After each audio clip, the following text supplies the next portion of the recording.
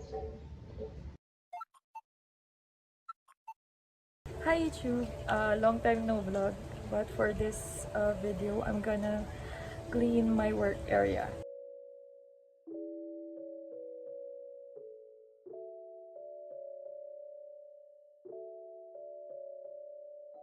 And at the same time, ipapakita ko sa inyo mga art materials ko and bibigyan ko kayo ng mga must-have art materials.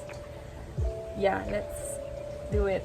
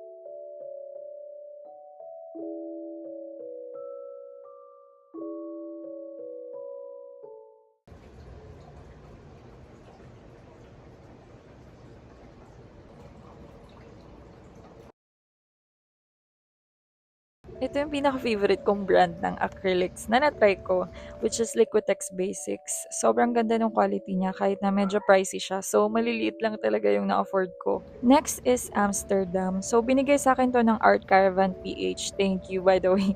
So, hindi ako aware sa brand na to before, pero nung na-receive ko siya and trinay ko, sobrang ganda pala kahit na may kamahalan din siya. Pero if you're a beginner on a budget, I recommend Focus na brand. Marami rin silang ibang art materials, but this one, 100 plus lang yung sets. Even the bigger tubes, mura lang siya. Pero if may budget ka and beginner ka, try mo si Montmartre na brand. Medyo watery nga lang yung consistency nito and very vibrant yung colors niya. So if tama yung technique mo, maganda rin yung results niya. So sa brushes naman, if you have a budget, tapos gusto mo set na siya and medyo high quality, you can try this one. It's from Jorjon and parang travel set nila to kasi may lalagyan siya. Tapos nandito na yung mga necessary na brush that you need.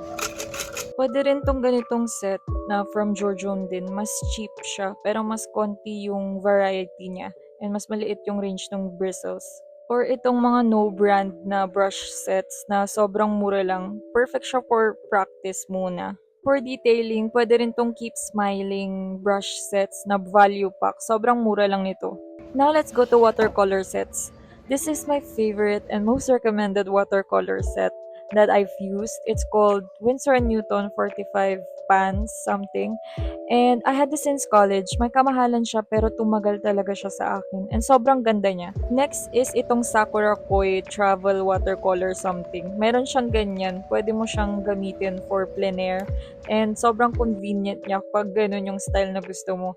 Ginamit ko to nung college and complete na siya with a sponge tapos may kasama siyang brush na yung water brush, ganun. So maganda siya, promise. If gusto mo naman ng compact, yung madaling dalhin, ito si Campus. Para lang siyang makeup set. Tapos may kasama na siyang maliit na brush na all around. So perfect siya for travel. Sa colored pencils naman, if gusto mo muna siyang pag-aralan, you can try Faber-Castell. Okay yung quality niya, also affordable din siya, and madali siyang hanapin sa mga bookstores. So oil pastels naman, ito yung pinakamagandang oil pastels na nabili ko. It's from Mongyo Gallery. Korean brand siya. And meron akong whole vlog nito na may in-depth review siya. It's nice and sobrang laki niya. Sulit siya kahit na may kamahalan siya. If pag-aaralan mo muna si oil pastels, pwede si Pentel. Maganda yung quality nito and sobrang tagal na sa akin nito pero meron pa rin yung mga sticks. Or itong from Sakura na Cray Pastel. Para siyang crayon na oil pastel. Ganun yung vibe niya. Dinampot ko lang to sa NBS pero maganda siya. Ito na tayo sa sketchbooks. Ang dami kong sketchbooks pero ito muna yung sasuggest ko. Kung gusto mo ng malaking sketchbook na makapal, mura, this one is from Finello, from Delhi. Mura lang to, 100 something lang siya. Tapos madami na siyang pages. So, sulit na siya. If gusto mo naman ng sakto lang yung size and parang notebook lang siya, pwede si Limelight Sketchbook. Marami din tong available na colors. And kahit na manipis lang yung pages niya, smooth yung surface niya, and kayang i-carry yung mga light washes ng watercolor. Also, marami rin tong pages and meron siyang pocket sa likod. For watercolor sketchbooks naman, ito nahanap ko si Tokyo Finds. Sakto lang yung size niya and yung page niya is makapal siya, 300 GSM. So perfect for watercolor. Also gusto ko yung cover niya, very rough yung texture. If gusto mo naman ng pocket size na similar dun sa Limelight Sketchbook, ito from Art Creation. May kamahalan nga lang siya kahit medyo maliit siya, pero sobrang perfect niya for travels and kasyang-kasya to sa bag mo. Halos same lang sila ng texture nung paper doon sa Limelight. So, I think kaya rin nito yung watercolor, basta light lang. For mixing palette, I suggest na yung flat na lang if acrylic or oil yung gagamitin mo kasi madali lang siyang linisan compared dun sa mga may lubog na mixing palette kasi mahirap siyang i-scrape. Now, let's go sa mga sketching tools. Marami akong ganito. And let's start with the pen and ballpoints. Ito si Acroball by Pilot na multicolored siya na ballpoint pen. For smaller details naman for pens, I use Pilot G-Tech. Very sikat to. And this one for calligraphy pen siya or pwede rin for pen drawings. Ang tagal na nito sa akin si Artline and meron pa rin siya kaso medyo mahal to. For mechanical pencils, isang brand lang yung nagustuhan ko which is from Pentel. Meron ako nitong Graph Gear 500 na .9. Plastic lang yung grip nito so madali siyang hawakan compared dito kay Graph Gear 1000 which is metal. So medyo mabigat siya. Although marami siyang function.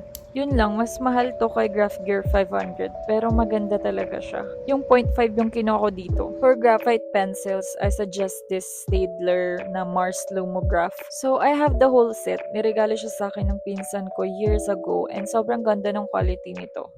For erasers, ang pinaka must have talaga is si kneaded eraser na sobrang versatile niya. Pwede mong i-mold yung shape niya para siyang clay. And to erase smaller details, pwede rin yung pencil eraser na pwede mong tasahan yung tip niya. For easels naman, for smaller canvases, I have this tabletop easel na solid wood talaga siya. I bought this for 700 or 800 something sa Shopee and it's so good. Ang tibay niya. And if you want to understand and study color, bumili kayo nitong color dial para mas convenient sa inyo na mag-mix ng colors. And that's it for this video guys. Wala akong outro pero thank you for watching. See you next time.